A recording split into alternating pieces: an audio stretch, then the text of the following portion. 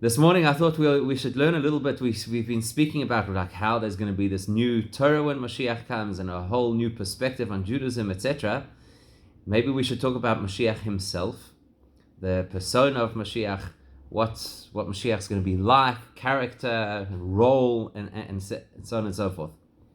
So maybe by way of introduction, the Torah tells us, well, the Torah doesn't tell us much about Moshiach, actually, not in the Chumash at least. But once you get into the books of the prophets, there are fortunes and fortunes of insights. So much so that the Rambam writes that the words of the prophets are full of Moshiach. That makes it sound almost as if there are parts of the books of the prophets that don't outwardly look like they're speaking about Moshiach, but they're speaking about Moshiach as well. One of the most famous descriptions of the personality of Moshiach is attributed to Yeshayahu Hanavi, Isaiah the prophet. And we read this particular prophecy on the last day of Pesach, Achron Shel Pesach, which is a day that's very strongly associated with Moshiach. So he says, V'nocha alav ruach Hashem.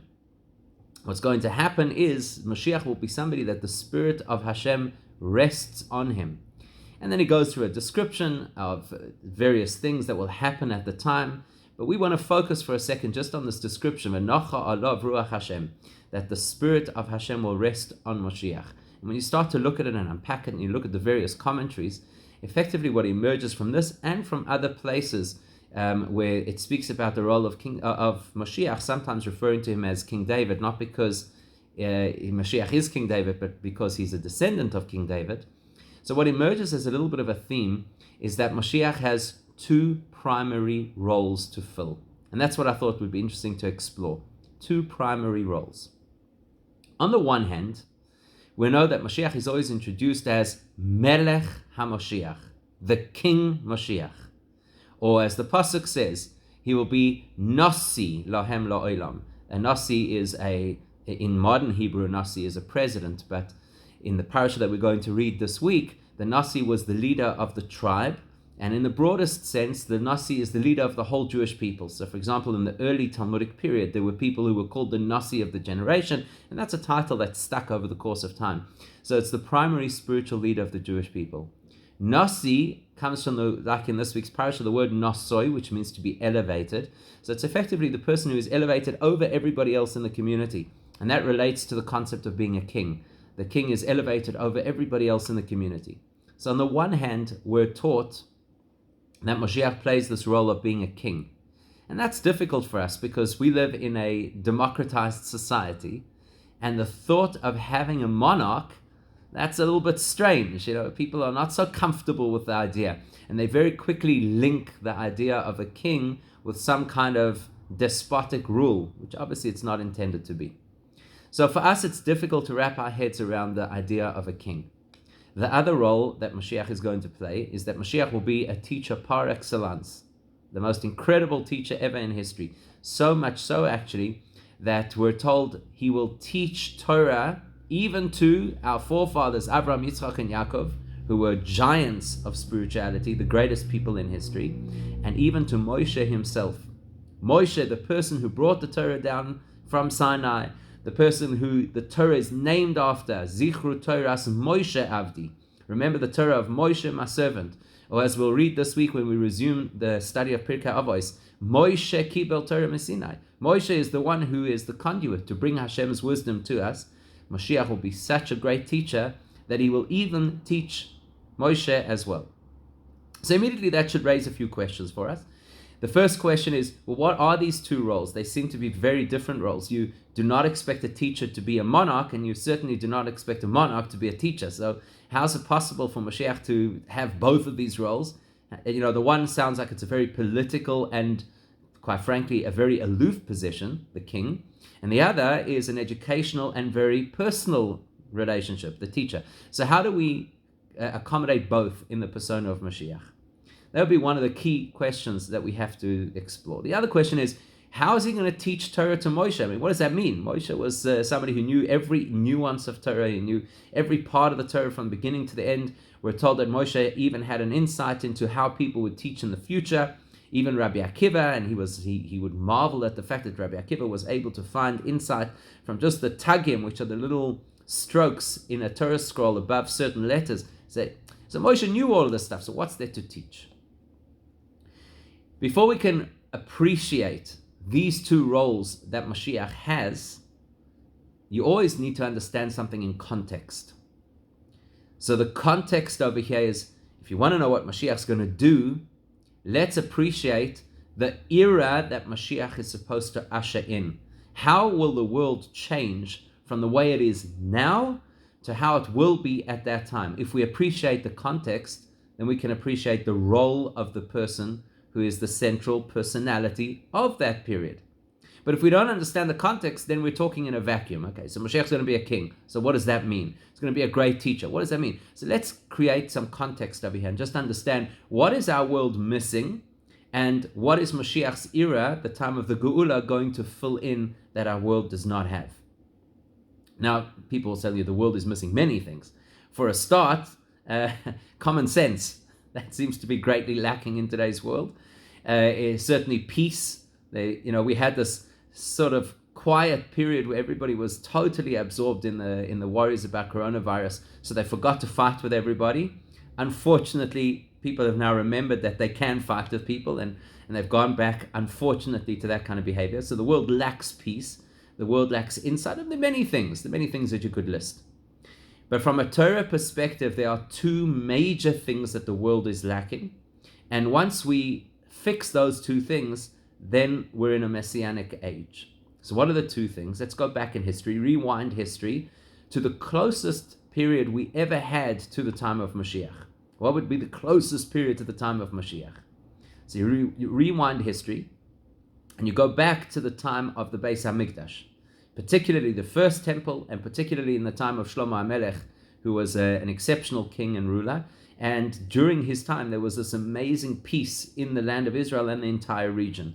So what did the people have then that we don't have now? Let's start with that. If we understand what they had, then we understand what Golus means. Golus does not just mean we've been physically and geographically exiled from our land. It means something's been taken from us.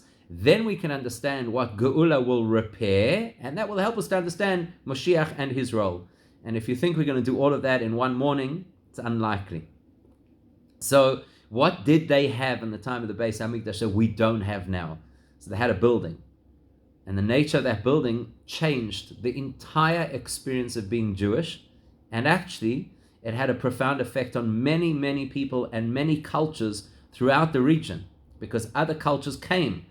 We're told that they came to the Beis HaMikdash. And they saw the Jewish God and the way of worship. And they were influenced by it. And they were inspired by it. So it had an effect on the whole world. But more specifically, what effect did it have on us?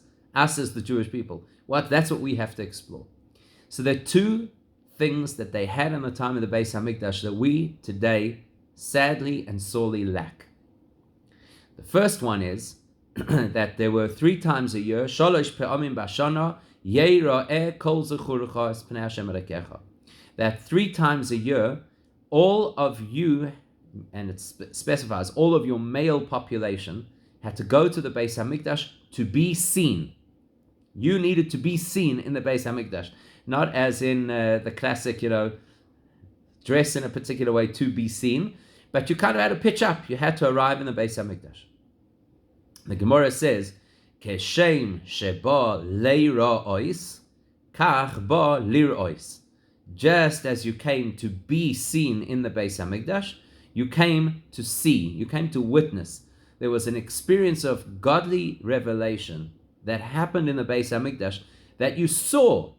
So it's not like somebody told you there's a God or somebody told you the history of miracles of the Jewish people. You actually saw it. You went to the Beis HaMikdash and there were miracles that happened in front of your eyes. And in addition to those miracles, there was this glow of godliness. So when you went home after that, your entire experience of Judaism and your relationship with Hashem was incredibly deep because you had seen it with your own eyes. So that's the first thing that we're missing. We don't see godliness in our world. We read about it in a book, we go to a shiur, we try and understand the concepts that we've been taught. Very often those concepts are too abstract, so they go right over our heads. It's very far from something that you see. Right now, wherever you're sitting, You are seeing certain things, so you have no doubt that they exist. The table that you're sitting at, you don't have to philosophize about it. It's there. How do you know it's there? Because your device is sitting on the table and it doesn't disappear. It doesn't fall to the ground and smash. So you know that it exists. Those are the things that we see. But miracles, godliness, the veracity of Torah, those are not things that we see with our eyes. We have to come to believe in them. We have to work on ourselves. We have to talk about it until eventually we buy into the story. They could see it. So that's the first thing that we're lacking today, is the capacity to see godliness. As a direct result of that, their level of understanding, the comprehension that they had about godliness was far deeper than what we have today, for two reasons. The first reason is because if you've seen something, so obviously it's more compelling for you. But the other reason is that we have a principle in Judaism which is called Yeridas Hadoros, that over the course of history, people have declined spiritually.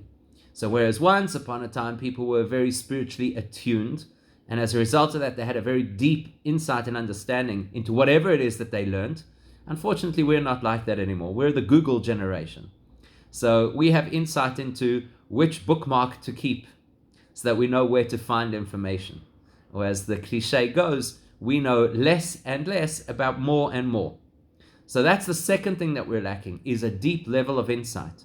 You know, on Shabbos and Yom Tov, and any time that we don't say Tachnun, we start the benching with Shir HaMalos. Shir HaMalos b'shuv Hashem Meshivat Zion, Hayinu K'cholnim.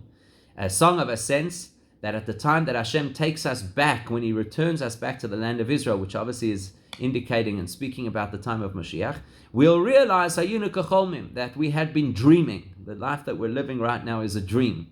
What's the difference between when you're dreaming and when you're conscious and thinking?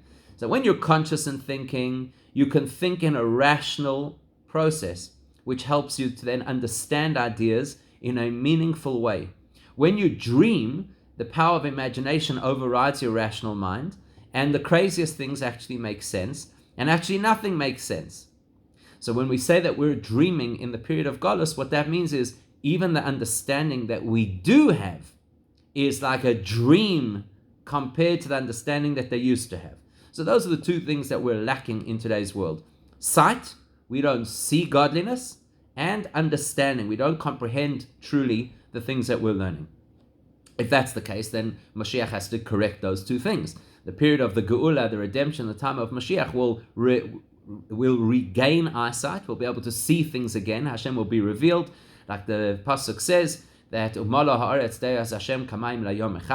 the world will be filled with knowledge of God, like the sea is covered with water. Or as we say, that Hashem will no longer be concealed. You'll actually see Hashem with your own eyes, etc., etc., various other verses. So the first correction will be to see, and the second correction will be to understand in a far deeper level what we see and what we learn. So clearly then, if Mashiach has two roles, king and teacher, it must relate to those two major changes to provide us with sight and to provide us with teaching and insight. So that will continue, please God, tomorrow.